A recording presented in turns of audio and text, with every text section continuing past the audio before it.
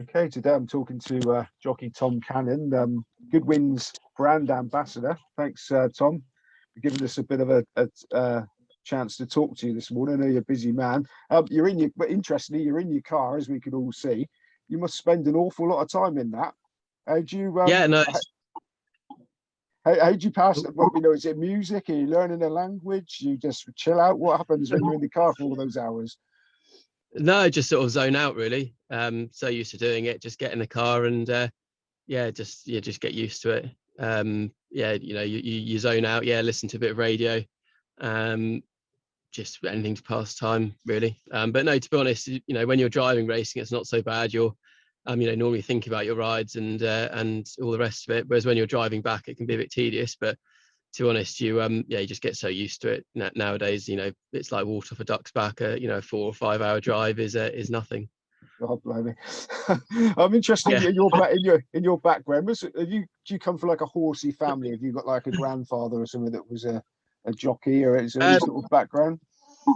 On my mother's side, my mum used to ride in point to points and as an amateur and worked in racing. And my grandmother, so her mother, she has always been around horses and was actually from London originally, but it got evacuated to the countryside in the war and sort of taught herself to ride. And that's kind of where it all started. She's still alive now and still watching my races. And she just wanted to ride and, obviously back in the day, and had a success point to pointing, but could only ride in ladies races.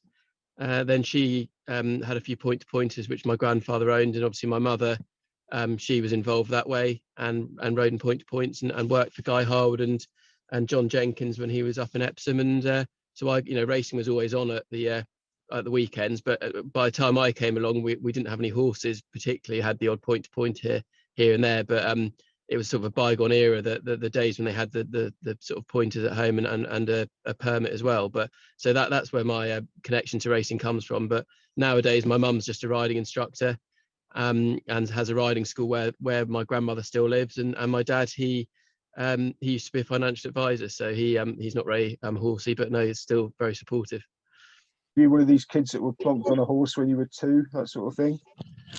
Yeah, my mum always jokes that the only reason she had kids is to take us to shows at the weekend, which I don't think is actually a joke. It's probably pretty much the truth, to be honest. So every weekend, me and my sister would go to shows and do gymkhanas and do all of that. And then so when I was old enough to do the bit of pony racing, we got a pony to do that. And then when I was 16, had a point to pointer. My mum, she used to sort of have the riding school and used to take him out when she could and did that. So I didn't have as much as what some people had, but I had more than what a lot of people have. So I'm very thankful for that. Yeah, I've been lucky enough to go to a lot of point to points the last couple of years, and there's been pony racing. Now you see, there's some kids who've got like mini racehorses racing against other kids who've got little Shetlands. I mean, which side of the spectrum were you on? Well, I mean, when I started it, the pony racing sort of only just started over here. I had sort of in the middle. I didn't have Thelwells, but I could only do it for a couple of years because it hadn't been that long going when I started doing it. So my first, I had one pony that was just one that I'd hunted a lot and done pony club on, and she was good at the time, but I think that was the first year it ever happened. But she wasn't good enough to win the better ones. And then after that, I had another pony and she was okay. But again, you'd win at a point to point, but you wouldn't be going to a like they have the meetings at Cheltenham, don't they, in place like that. And I would have been well and truly outclassed at them. So somewhere in the middle, but it kept me hungry anyway. For a successful point to point rider, was becoming a professional jockey always an ambition, or was it something that developed as you were doing well at the points? I think when I was younger, with the horse, I did, all the normal pony club stuff. Obviously, my mum being a riding instructor, I was sort of taught the proper way to ride as such, doing the eventing and stuff like that. And then, it got to the age where I like going fast and like jumping jumps. So I sort of thought, well, I'll combine the two together and try and make a job of it. But, it was I'd say it's an ambition, but I think, you don't really know what you're getting yourself in for until, you start on that road and you realize how hard it is. But, something that I was very keen to do. And there's been a few bumps along the way, but I am where I am now. And say the point to pointing definitely helped. I was by no means an overnight success. I think I had one winner in my first season pointing, one winner in my second, and then then after that, I think I had 12 winners and was, national novice champion, which obviously helped a lot. And then the season after that, I did sort of half under rules and half point to pointing as an amateur, and got going that way. But, in the meantime, I'd already sort of, got out of racing once, and because I thought that it was just, I was up against it, not having sort of just up against it. And luckily the experience I got point to pointing, and that sort of led to a connection with Chris Gordon as well, who then gave me rides under rules as well as in point to points at that time. And yeah, it kind of went from there really. I was going to ask about Chris. Was he still riding when you were? Did you ever ride against him? No. He my first time I came into contact with Chris, I used to see him sort of come into weighing room point to points, and I was, quite nervous, and you'd see him bounce into the weighing room. And I remember once I was riding at Lark Hill, and he just came up to me and said, "I've experienced a lot of pain wearing those colours. I hope you know what you're doing." And I was like, "Oh God, who's this?" And then it was only and then it was only about say 6 months after that. It was a friend of my grandmother's had a horse that he owned with, and Chris trained it, and it was in a hands and heels race, and he wanted me to ride it, and Chris probably didn't know me from Adam at the time, maybe just see me in the odd point to point, and I rode it, and I was very lucky that it won, and that's sort of how it got going then. And then he had at the time still had 1 or 2 pointers, and I managed to win on one of those. And I was just very fortunate that Chris really got behind me, when I was a £7 claimer, and has been behind me ever since. Yeah, and you got a good relationship with Chris. We're lucky enough to go up the yard there. It's good fun in that stable. I did looking at your statistics. You've over twice as many rides and hurdles as you have chases. Is that by just the nature of racing, or is that by choice? Well, I've had more rides in hurdles. More twice as many rides in hurdles as you have in chases. Probably more to do with sort of the last few years riding more for Alan King. He has, not this year, but the last couple of seasons, he's had more hurdlers and juveniles and stuff like that. I think Chris is more, it varies year to year, but on the whole, I mean, Chris has probably had more chases, and whereas lately I've been riding more for Alan King, a lot of novice hurdles, a lot of juvenile hurdles, handicap hurdles, and the chases were a bit thin on the ground, but obviously it's a bit different this year. His chase has been doing really well. It's just one of those things. I'm sure if you really looked at the stats in 5 years' time, it might be the other way around. It's just the way it's worked out, really. Yeah. Now, us people that just follow racing and bet on it and all that, we see you jockeys, you go out every day and you ride, and it's just like, you go out and you ride the horses. But I mean, do you ever get frightened or stage fright before you go out to ride? Is it something that still gets you, or is it like a job and you just go out and do it? Yeah, no. Just I think when you're busy like this time of year, it's just like a job. You're going out, you're going to start. Once you're on the horse, you know what you're doing. And you just you're kind of in a bit of a groove. Obviously for the bigger meetings, you're probably a bit more just anticipating and anxious. I wouldn't say I get particularly nervous. You more just you don't want things to go wrong, probably more than being nervous about the actual riding aspect of it. But no, I mean you get a little bit anxious, but it's more beforehand, and maybe dealing with the in the paddock beforehand or whatever. But once you get a leg up in the paddock and you can to the start, it's in the lap of the gods a little bit anyway. I mean you're doing your best, and you're riding on instinct, and there's not really much thought that goes into it. Well, to be honest, for me anyway, you're just riding it how it happens, really. So whatever's going to happen is going to happen. It's not really you're going to do your best, and sometimes it happens, and sometimes things might go wrong, but there's no point getting too worried about it. But that's probably something that comes with experience and having done it for a while now. So it's I still enjoy it, and look forward to all my rides anyway. Are there certain owners and trainers that you feel a little bit more nervous about riding for than others?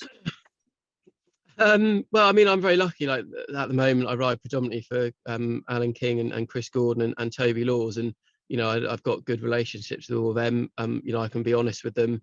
I know how they want their horses ridden. I know most of the horses inside out. So I'm quite comfortable with going out and riding them. And unless you've got one that is particularly from a horse's perspective, it's particularly keen or not a very good jumper.